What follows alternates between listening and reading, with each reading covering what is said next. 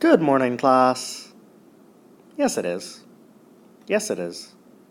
Yes, it is. Anyway, the learning targets for today, there's two of them. First is to be able to convert a sentence into an equation, and the second is to be able to convert an equation into a sentence. So that we're going to be taking words and turning them into algebra, into numbers and variables. All right, so before we get into some examples, I want to talk about some key phrases that you'll see a lot. First is the sum of x and y. So sum means addition. So that means in an actual equation, that'll become x plus y. So the sum of x and y is just x plus y. The difference of x and y, that's subtraction. So that's going to be x minus y. And it has to be x minus y, not y minus x, because that's a different thing. So the difference of x and y is x minus y. The product of x and y, product is talking about multiplication. So that'll become x times y. And then the quotient of x and y, quotient is talking about division. So that's going to be x divided by y.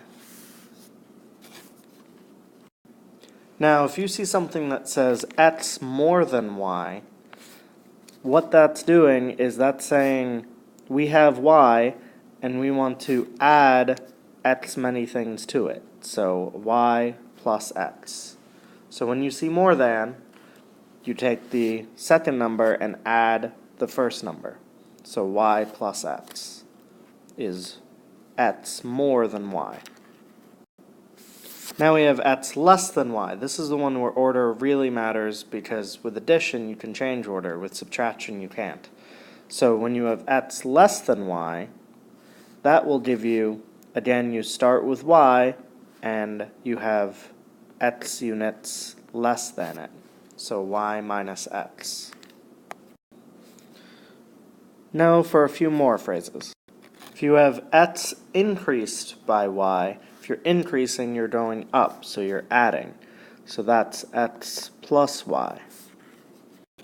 If you have x decreased by y, that's subtracting, you're going down. So you have x is decreased, so subtracted by y. Now, if you have something that includes the word of, like half of x, that's the same thing as saying 1/2 times x. So usually when you see of, it's multiplication dealing with a fraction or a decimal or a percent multiplying by a number. So half of x is 1/2 times x. And that could be also used with a third or 50% or something like that. All right, let's start with some examples. Here we have 15 times a number subtracted from 80 is 25. So we want to read this. So first we have 15 times a number. So when it says a number, that's some number we don't know. So we have to replace it with a variable. You can pick any variable you want. I'll go with x because that's usually what's used, but you can use whatever variable you want to use. So here we have 15 times a number, so we'll call that x, is being subtracted from 80. So we take 80 and 15 times x is being subtracted from that. So when you're subtracting from something, that's the thing you start with, is the something. So 80 minus 15 times x, and it says is 25. So is the same thing as saying equals. So equals 25. And that's pretty much it. You can even shorten it a little bit more and say 80 minus And 15 times x is the same thing as saying 15x. So 80 minus 15x equals 25. And then you have an equation. We're not solving them right now. We've already done some solving equations. I just want to make sure right now that you know how to read a sentence and write an equation from it. Let's do a few more examples.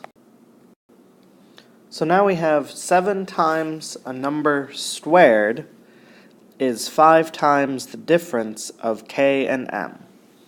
So let's work this out. So we have 7 times a number, so times x, and then it says squared, so it's a number squared, so that means x squared. Remember exponents? So that's when you put the number at the top. Squared is 2, cubed is 3. And then it says is, so is means equals, so equals 5 times the difference of k and m. So we're going to say 5 times, and when it says the difference of k and m, so k and m are being subtracted first. So to put something first, we have to use parentheses. So the difference of k and m is k minus m. So this is how we'll use parentheses for that. And that's our equation. Again, you can simplify it by getting rid of the multiplication signs and just saying 7x squared equals 5 times k minus m. But that's all you have to do. If you have any questions on that, please come see me and ask me for help. I will help you for anything. So if this doesn't make sense to you right now, come see me before school or next class and I will help you. Alright, now let's deal a bit more with problems that you might actually see in the real world. Word problems. So, the area of a triangle. So, we don't know what the area is. They're just saying the area of a triangle. So, let's just call that anything we want. I'll call it A for area. Equals the product, so we're going to be multiplying here, of 1/2 the length of the base and the height. So it's 1/2 of the length of the base, so we'll call that B, and the height.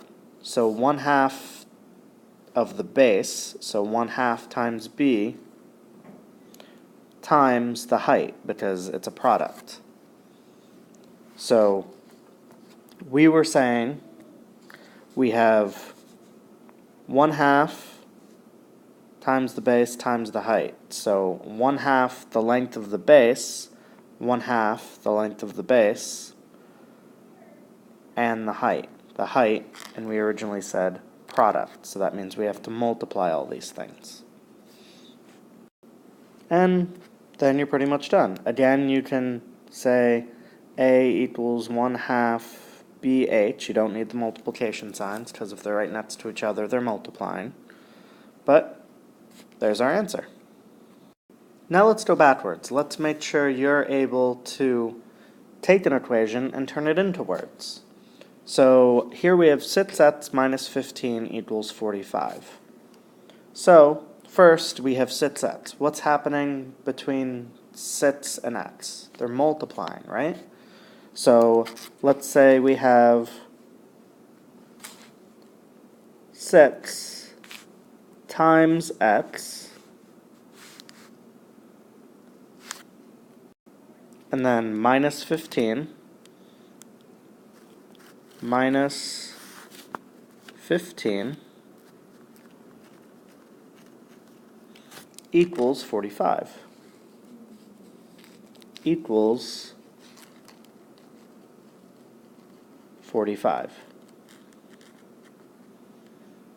Now this one's probably a bit easier. You don't have to go with all the big words we were using before, but you can if you want. Let's try one more of these. So now let's look at this one. So here we have 9 times x plus y in parentheses equals 7x. So let's start writing it out again. So we have 9 times, and so now we have x plus y in parentheses. So that's where we have to say times the sum, because they're adding, of those two numbers, x and y. So of x and y. And then that equals, and we have 7x, so that's 7 times x. And we have our sentence. Alright, that's it for today's lesson. Please make sure to take notes on the entire thing. Take notes on everything. Probably write down everything I wrote down, plus some things I said. Make sure it made sense to you. And then bring them next class, and I'll check them, and remember, that's your homework grade. Alright, have a nice day.